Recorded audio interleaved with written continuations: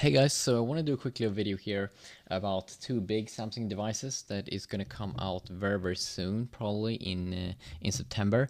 So I want to compare them a little bit because both are going to cost a lot of money and both going to be high-end devices. One is going to be Samsung's choice here as a direct competitor to the iPhone 6, and that one is being called the Galaxy Alpha. And then we have the Galaxy Note 4 that should be unveiled in September and be launched in mid-September possibly. And the Galaxy Alpha is going to also be coming out, I think, the 12th of September. And then of course we have an iPhone. But let's compare these two Samsung high-end devices. So of course already been checking out the rumored pictures here that has been leaking out of the next generation Note device, which has this kind of metal look but still has a lot of similarities to the current generation Galaxy Note device. So let's compare them here a little bit. And of course Galaxy Alpha, which we already got any official renders and official pictures here, and yeah, definitely will come out next month. It's guaranteed. So yeah, let's compare these two because both are probably going to cost a lot of money, or they are going to cost a lot of money. So first thing here that's of course different between these two devices is the screen size. So the Galaxy Note 4 is expected to have a 5.7-inch display, just as the current Galaxy Note device, versus 4.7-inch Galaxy Alpha, which is going to be the same size as the next generation iPhone 6. It also has a 720p display, which is a little bit lower than 1080p, and even higher here Quad HD that you're gonna get on the Galaxy Note 4. But is there really a big difference between 720p and 1080p? Yes, there is a little bit of a difference, but in general, it's not going to be a major difference. Yeah, it's better always with 1080p and a little bit higher. And of course, Quad HD here, 1440 x 2560 on the Note 4 will be even insane with 515 pixel density versus only 300 pixel density here on the Alpha. But remember, 300 pixel density when you are around that area, it's good. It's good. But of course, 515, that's extreme, awesome, but you shouldn't really have to worry too much about that. Super AMOLED technology on both, of course. S Pen on the Note 4 probably come with some new S Pen features. One cool thing here with the Galaxy Alpha is that it comes pre-installed with 32 gigabytes of internal storage, which is nice. But here's the thing. Yeah, you don't get an card slot on the Alpha, it seems, which is a little bit weird, I think. But it's good, at least the internal, so you will be able to install games on that internal, a lot of games. The Note 4, of course, have a micro SD card, and 16, 32, and 64 gigabytes variant seems to be expected, and also 4 gigabytes of RAM seems to be expected versus only 2 gigabytes of RAM in the Alpha. Is it going to be a major difference in terms of most apps with that? Probably not, but then again, we have to try it for ourselves. Get a 12 megapixel camera on the Alpha versus a 16 megapixel camera probably here on the Note 4.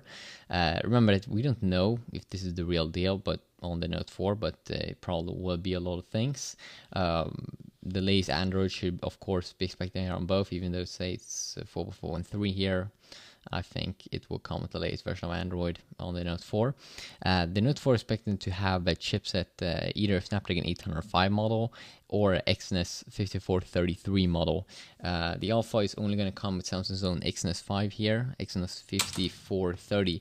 Now, they only state 5430 here on the Alpha versus an Exynos 5433 variant here on the Note 4. I'm not sure if 5433 and 5430 if it's a major difference between them, but that's of course something that we need to see for ourselves.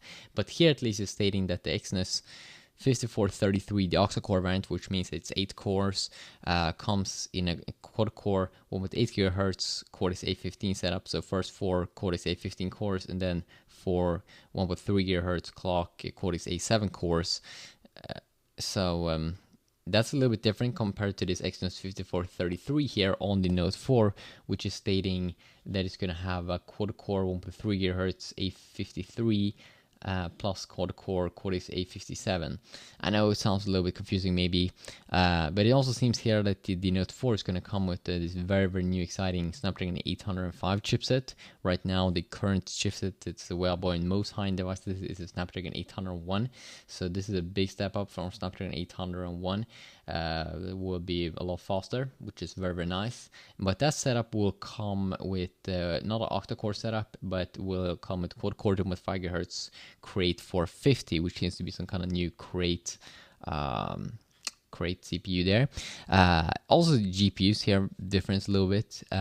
You have the Mali T628 MP6 GPU, which I've never tried. It looks like some interesting new Mali GPU from Samsung inside of the Alpha, versus the Mali T760, which seems to be an even better Mali GPU, at least on the Exynos variant of the Note 4. Or if it's going to have if it's going to be the Snapdragon 805 variant of the Note 4, it's going to have the Adreno 420, which is one of the latest Adreno GPUs, very, very high end. It's going to probably provide some amazing game experience when games gets updated to support that. I'm not sure if we're gonna get some new cool games this year. Probably we will sometime. Of course, here battery life is also have been stated it's a little bit low here. Sounds at least a little bit low on the Galaxy Alpha with only 1,860 milliamps. Versus Galaxy Note 4, which probably at least will have 3,100 milliamps that the current Note devices is using. So, but then again, also remember that this new Galaxy Alpha is this chipset. I think this Octa 5430 chipset is using some 20 nanometer process when they were doing it. So I think it might consume less battery. So you still might have an amazing battery life, even though the milliamps sounds a little bit low. But remember, new chipset and processors could definitely be more optimized. So yeah, just a quick little comparison here on the current specs. I need to get my own hands on to know for sure which one I do feel and prefer. But yeah, I definitely need a hands on to see that. But this one with metal on the side, of course, very, very nice. Finally, Samsung is doing something that's a little bit interesting.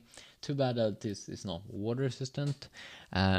They should have been able to do it, I think, because the current S5 Mini and the S5 is that. So I'm not sure if either the Note 4 or if this one definitely won't be from what I've heard. But the Note 4, I really hope that it's water resistant and dust resistant. That would be extremely awesome. But I don't really know. So yeah, you just have to wait and see. But both seems to be great devices coming out in September. Peace out.